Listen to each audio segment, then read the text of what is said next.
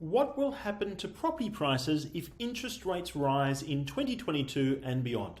Well, to answer this question, we need to look at what may cause interest rates to rise in the first place.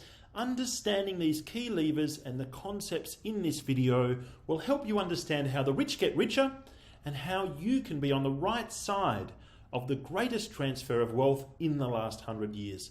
I tell you what, investors are currently acting scared. They are scared of losing money as interest rates rise.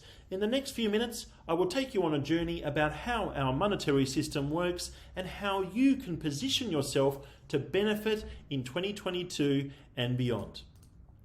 This is a story about rising inflation, potentially rising interest rates, and Australian property prices. This is a story as I see it. I'm an experienced property investor and property researcher. Along with my wife Anna, we have been investing for almost 20 years. I've been responsible for many hundreds of millions of dollars worth of property purchases. I have a team of data scientists and economists on payroll or as key advisors. Together, we take a very keen interest in macro factors set to impact property values in the short to long term. Our track record of picking growth markets going back almost a decade is the best in the business. Some of our first suburb picks were featured here on the cover of Money magazine right back in 2015. Since that time, we have selected 368 high performance growth approved suburbs, and those suburbs have achieved 3 times higher capital growth than when compared to the national average there from ABS. What does that mean in real terms? Well, for an average dwelling purchase back then in 2015, it would have gone up in value $700,000 in value more if it was purchased in one of our high performance growth locations, if compared to just an average area. What has this got to do with anything? Well, perhaps 10 to 15 times a week at the moment, I'm personally asked, what is going to be happening in 2022 and is it a good time to be investing? If you have any concerns about rising interest rates or high inflation, or even the underlying elements that might be driving these factors like global uncertainty or post-pandemic haze or recovery, then you need to make sure you watch this video to the end. These are my opinions. And these are going to be the answers to all of your questions. To begin our study, we need to look at key factor number 1, inflation. To understand what may occur to Australian property prices when interest rates increase, we need to understand what drives increases to interest rates. We need to understand this relationship first. This brings us to key concept number 1, inflation. Let's dive in quickly. What is inflation? Inflation is a decrease in the purchasing power of money reflected in a general increase in the prices of goods and services in our economy. What does this mean? Well, I might illustrate it with a graph. This is a chart plotting the rate of inflation in Australia since the 1980s. It is in percentage terms per annum. We see here in the early 80s into the 90s how high and volatile inflation was. This was bad. It meant Australians would be paying $1 for a loaf of bread in 1986, and then they blink and suddenly they have to fork out $1.10 in 1987. Now, 10 cents difference might not sound like much, but when inflation is too high, on the one hand, consumers' purchasing power, the real value of money is reduced. If prices are increasing faster than people's incomes, then they will be able to afford fewer goods and services over time. Workers may jump up and down. They may seek larger wage increases to compensate for these effects of higher inflation on their purchasing power. Then, in turn, higher wage growth raises firms' cost, which leads to companies raising prices and or reducing the number of workers they employ. It's a catch-22. It's a cycle that continues.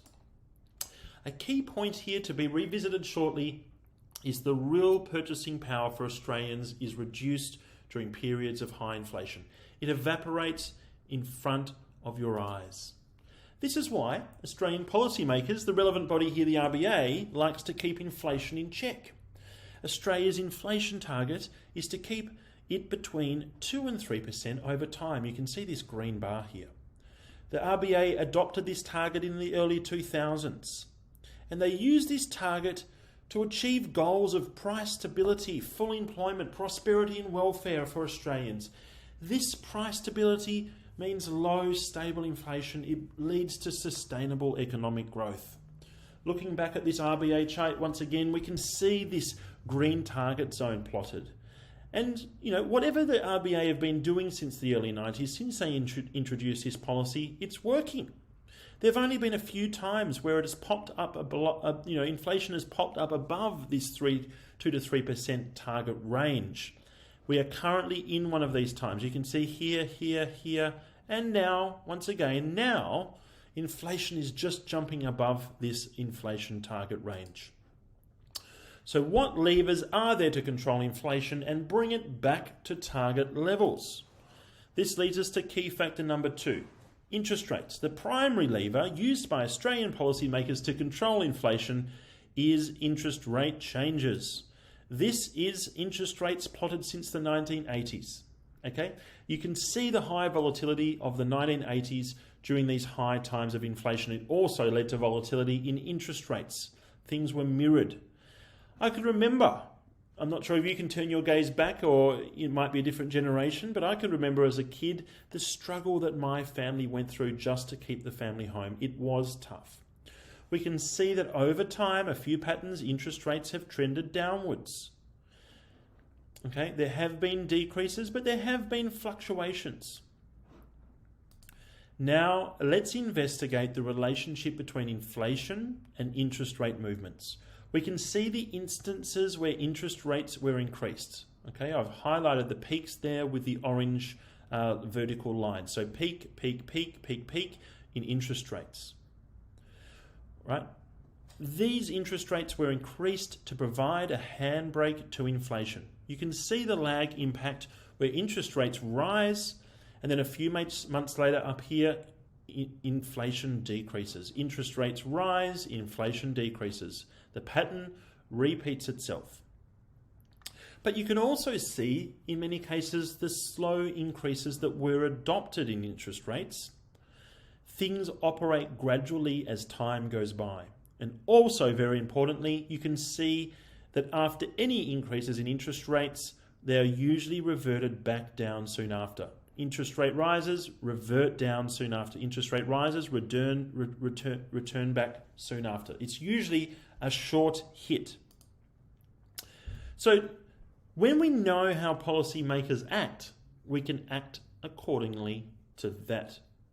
Stay tuned. Throughout this video, I'm going to tell you the secret that I have discovered to thrive in a high inflation environment, one like we're in now. So that's going to be throughout this video. But first, how do high interest rates slow inflation? This higher cost of borrowing caused by the higher interest rates in turn dampens demand and economic activity. Think of an example. If a car loan becomes more expensive, you might have second thoughts about running out and buying a new car. If perhaps as a business, it costs more to buy or to borrow, the interest rates go up, you might second or question purchasing a new factory or even hiring additional workers. If the interest it would pay on a loan to finance goes up, then businesses start questioning that type of investment. This is a cost to the economy when the Reserve Bank rises interest rates. This is what happens. It lowers demand, and reduced demand lowers inflation. But when it becomes more expensive to borrow, there's less demand for goods and services throughout the economy. People get spooked and they park their cash in the bank. But what if rising interest rates do not curb inflation? Things need to be monitored closely. There may be a case where interest rates rise and inflation does not slow, at least not in the short term. Let's dive into that in a moment. How could that occur? Well, this is an article here from the BBC, not too many months ago. And I'm going to keep with our car example. If the price of computer chips, a critical input into cars these days, is increasing sharply, maybe because of the pandemic and related lockdowns in Asia, then car makers with this increased cost for a vital component of a car will have to pass on these higher prices to consumers in the form of higher car prices, regardless of interest rates. Here, in this example, we may have increasing interest rates and also higher inflation accompanying each other. Interest rate movements, so for this reason, interest rate movements need to move slowly and we need to closely monitor and review their effects.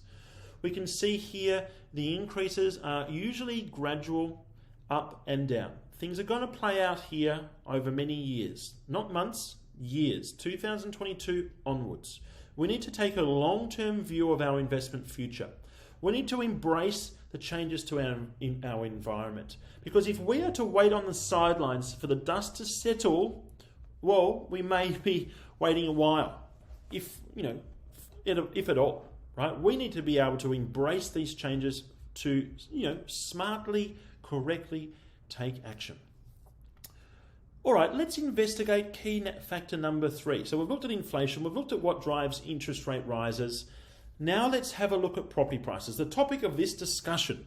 Investors are fixated on rising interest rates. They're worried at night about sharply rising interest rates. Interest rates impact their cash flow, their bottom line, but they are also very wary of increasing interest rates stopping capital growth in its tracks, or worse still, causing property prices to go backwards. In regards to cash flow, at the end of this video, I'm going to discuss, in my almost 20 years as a property investor, the 4 non-negotiable elements that I look for in a property investment in 2022 in these high inflation environments. But first, let's discuss capital growth prospects for 2022. The topic of this video, let's discuss capital growth prospects for 2022 and beyond if interest rates were to rise. Now, I want to uncover a myth.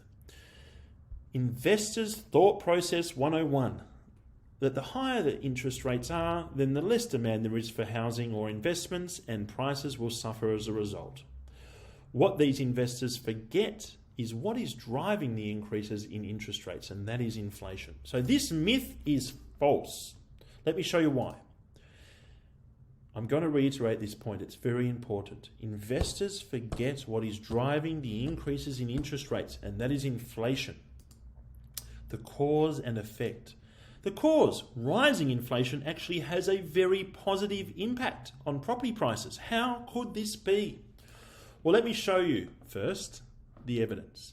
This is a chart plotting inflation against property price growth for over 100 years. Let's try and identify all the areas where higher inflation has occurred and therefore higher interest rates or increasing interest rates and high price growth.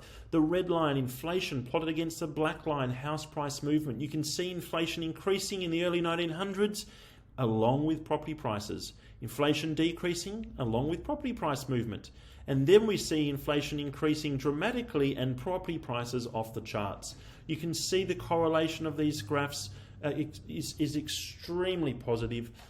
Even in more recent times when there has been more stable environments, upturns in inflation results in amplified property price movement. This amplification is an extremely important factor to take into consideration as of now.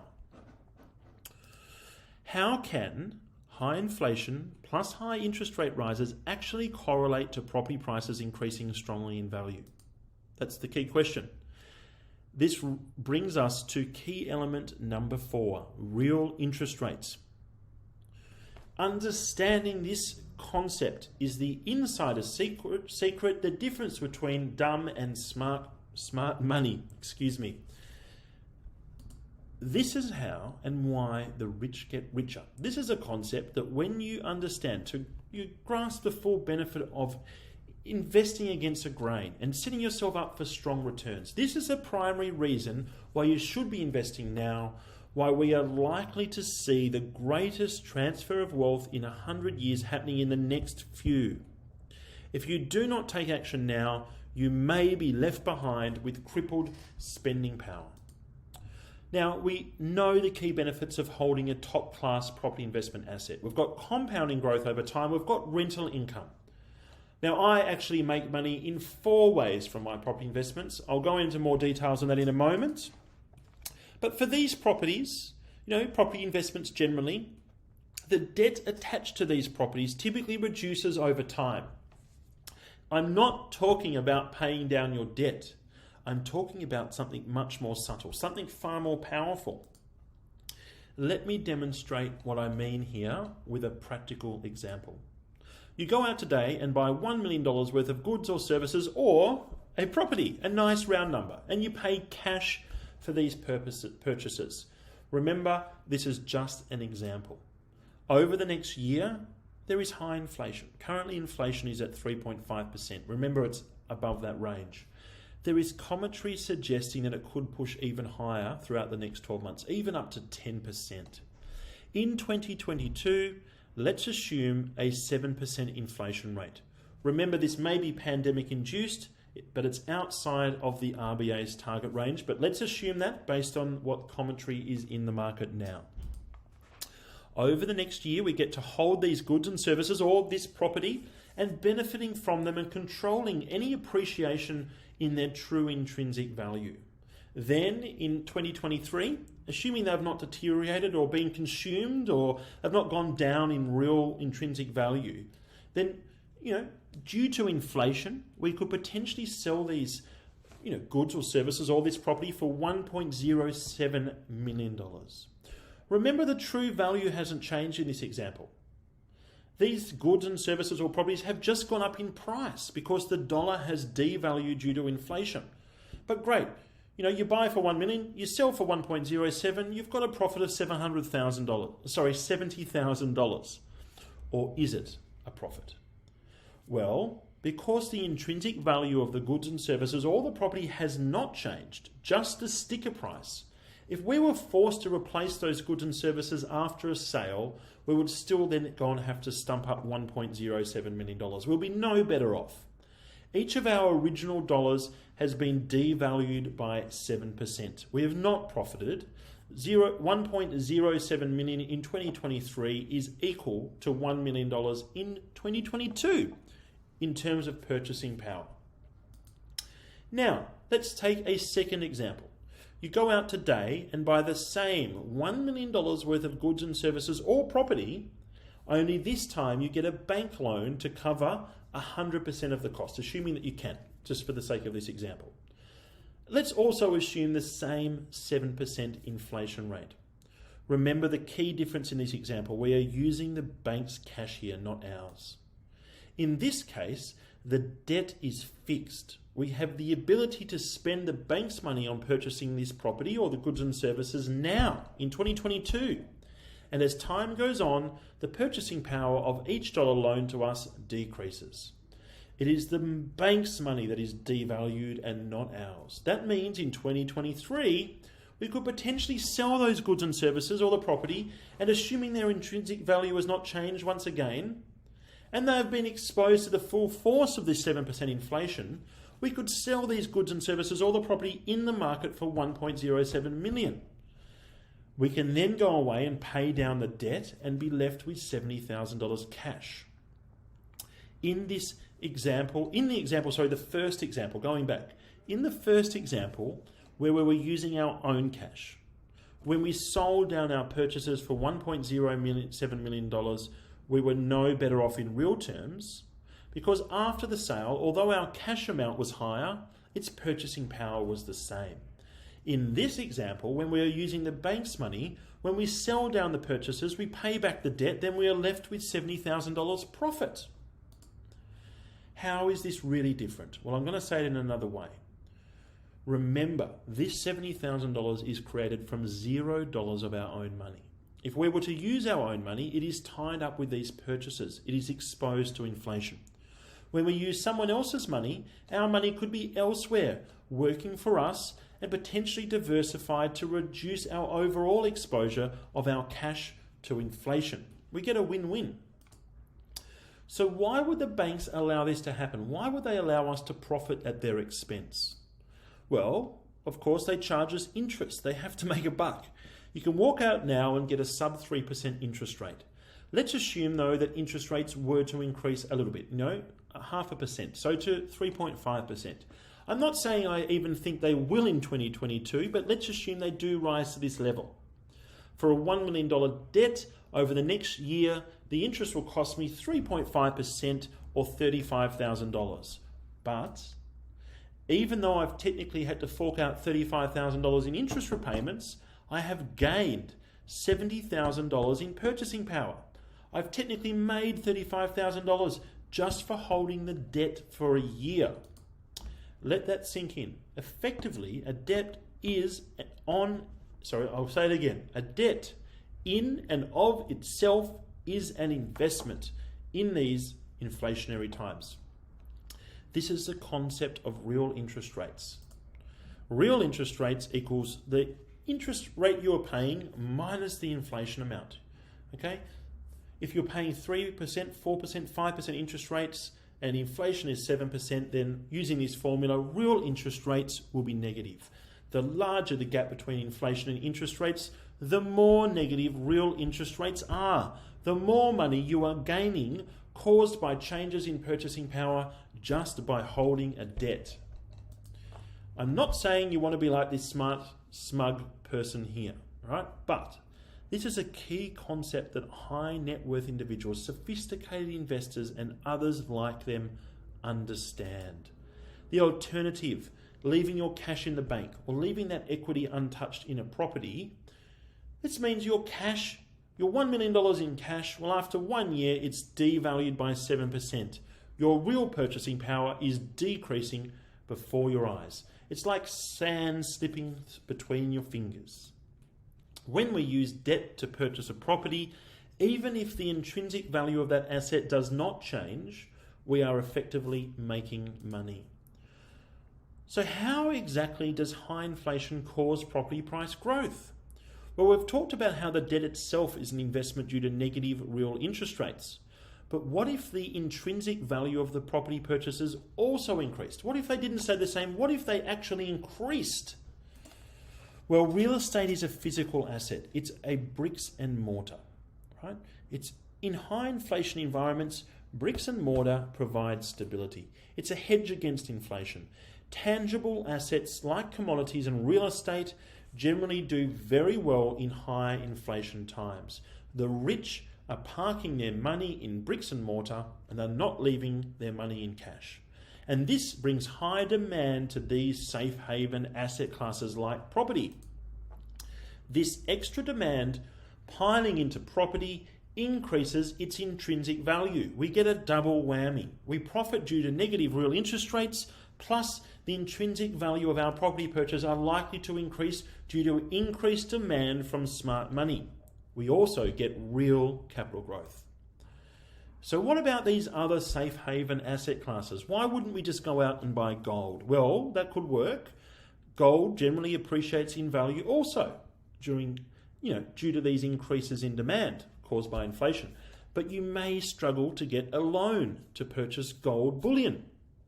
Remember, we want debt. I want a double whammy. I want an appreciating asset and one that I can borrow against to purchase. I want capital growth and I want an 80 to 90% loan thanks to these big four, so I am benefiting also from negative real interest rates.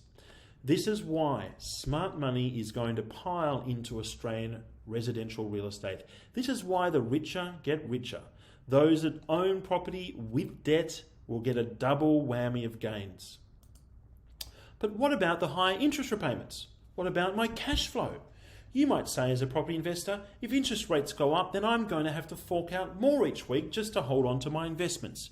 Well, whilst this may be true, during these high inflation times, we have to purchase a very particular type of property to protect our downside risk, to mitigate these cash flow concerns, and to set ourselves up for this extreme transfer of wealth. We have to make money in our investments in 4 ways.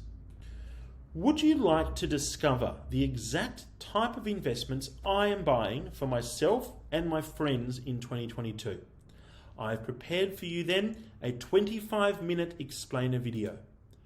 This is available at www.ripehouseadvisory.com.au/explainer-registration. Go to this link or click below to view now. I will only be leaving this up for a few short moments. It is relevant today. Thank you very much.